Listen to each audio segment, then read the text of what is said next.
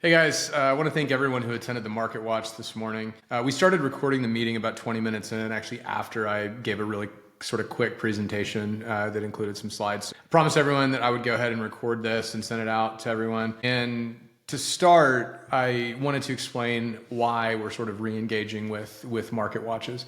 When COVID hit in March of 2020, it was really uncertain, kind of scary time, and we didn't really know what to do. So that was the first time that we ever set up weekly meetings, and we would meet virtually and just kind of talk about what was going on, talk about strategy. It wasn't, a super defined process or anything like that, but it helped a whole lot. Just the collaboration helped a whole lot. And then when the market kind of went insane again in late 2020, early 2021, we went back to that and we started having a formal market watch every Tuesday. And that's why we have market watches today. These are really helpful when the market is shifting. And we can look at statistics all day long, but anecdotes from you guys, like what's happening on the ground, is going to be the most up to date, like to the minute information. And that's what we want to go around and share successes, talk about what isn't working, and talk about price ranges in different areas of town. So we will know, I know that in Southwest Austin, for example, the market's still doing really well.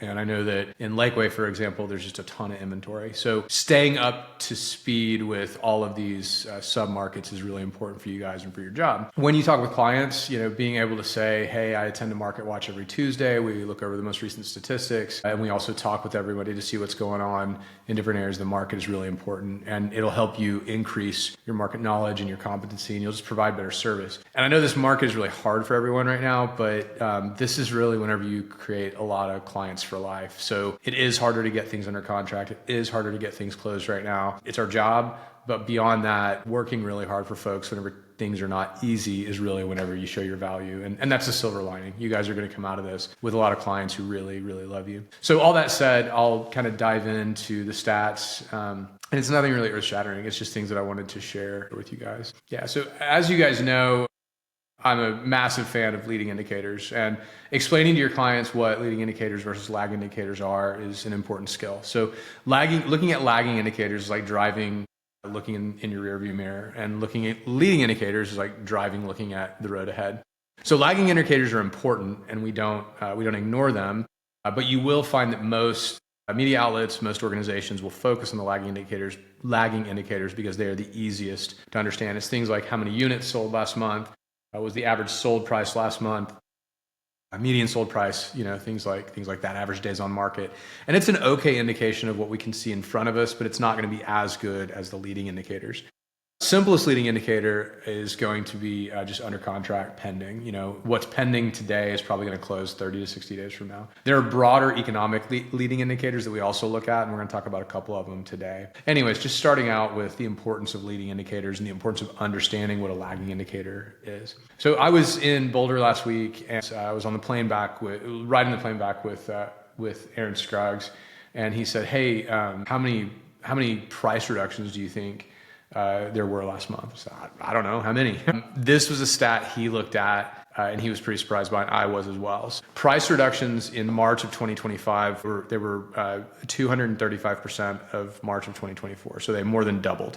It was like 2.3 times the number of price reductions this March versus last March. And it's important for us to look at year over year, because if we were just to compare March to February, well, there's way fewer listings on the market in February, so the numbers aren't going to be that comparable. When you look at year over year, it takes seasonality into account, and it really is a good number to look at.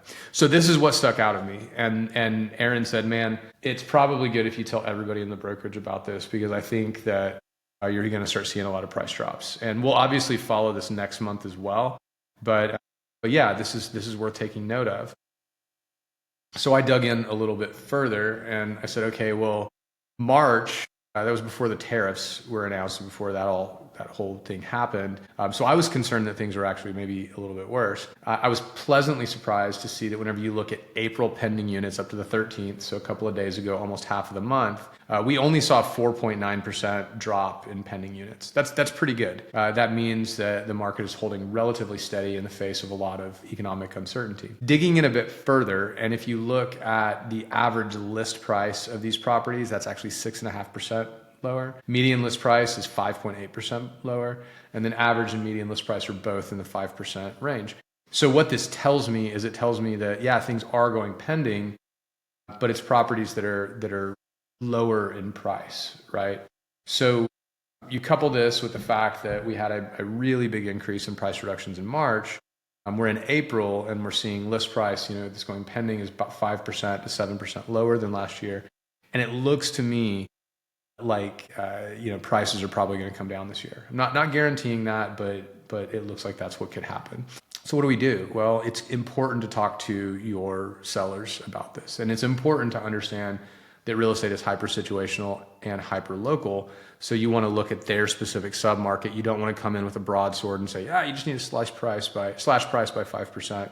You want to look at theirs specifically, look at what's going on in the market, but it's probably time to get competitive. When I talked with Casey about this a week ago, she said, well, I usually tell people in mid-June that they need to be at their bottom dollar. And I would say it's a reasonable decision to go ahead and go to your bottom dollar much earlier in the year. I mean, really, like now is probably not too soon to try to get in front of the market. This is another metric I personally look at, every couple of days. It sounds really, really scary. It's extreme fear, right? This is the fear and greed meter, basically. And what it does is it measures how much fear and how much greed there is in the stock market. And even though that sounds really scary, it comes from a famous Warren Buffett quote that you want to be fearful when others are greedy and greedy when others are fearful. So that's how they came up with this kind of funny wording. But we're in extreme fear right now, which basically means that it's not a good stock market. And when you look at this, this is going to coincide pretty well with consumer confidence. Most people believe that the stock market is the economy, even though that's not really the case. But when the stock market goes up, people's 401ks go up, consumer confidence goes up. When the stock market goes down, the opposite happens. And you see April 4th, that was kind of the low point. It was a 4 out of 100. It was extreme fear, and it's bumped up just a little bit since then. But this is another leading indicator of consumer confidence that we look at. Mortgage rates, we're all familiar with these. I looked at this yesterday, it was 6.98. Happy to report that today I think it dropped down to 6.88. So hopefully they'll continue going down. But, we saw this sort of okay market in March because rates were down in the 6.75% range. We also had good consumer confidence at that time. It wasn't good, but it was better than it is now. So what's happened is we've seen rates go up and consumer confidence go down, and that's the reason that we're seeing less activity in the real estate market. Pep talk, right? For myself, I need them, and for you guys, we're muscling through this, muddling through it, however you want to say it. We've been doing it since 2022, so we are on year 3 now. We're going to get through this market, and you guys don't want to give up before you get to the end of it. I can promise you, it's a lot of fun whenever the market finally returns. If anybody's experiencing burnout, talk to me, talk to your accountability group, talk to your friends. And just remember that the best way to get rid of burnout is to focus back on your goals and think about what you can do to control your situation. And one of my favorite quotes, no matter what the market conditions are, what can I do to be successful?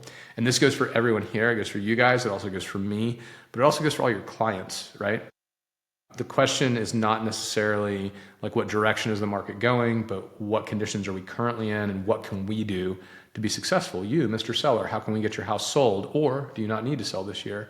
You, buyer, do you want to buy this year? Does it make sense? Okay, let's look at what that looks like, even though rates are a little bit higher. So in every situation that you're in every hyperlocal market that you're working in, just think about that. This is going to be different. We can't control the market. We can control what we do, and we can come up with strategies that will make us successful. So again, that was the presentation from this morning. Next week, we will make sure and record the whole meeting so I don't do this again. I was really glad to see, I think we had about 40 people in the meeting this morning. We're going to do it again next Tuesday. I hope to have just as many of you guys there then. Open door over here. If anybody would like to talk about anything, if you want to talk about your business, if you want to talk about your clients, any strategies whatsoever, I'm here for you. Our team's here for you. We're here for you guys. We're all going to make it through this together, and the sky is not falling. It's just the market's not good, and we've made it through this before, and we'll make it through it now. So again, reach out to me. Thanks, guys. Hope you all have a good evening, good day, whatever time you're watching this. See ya.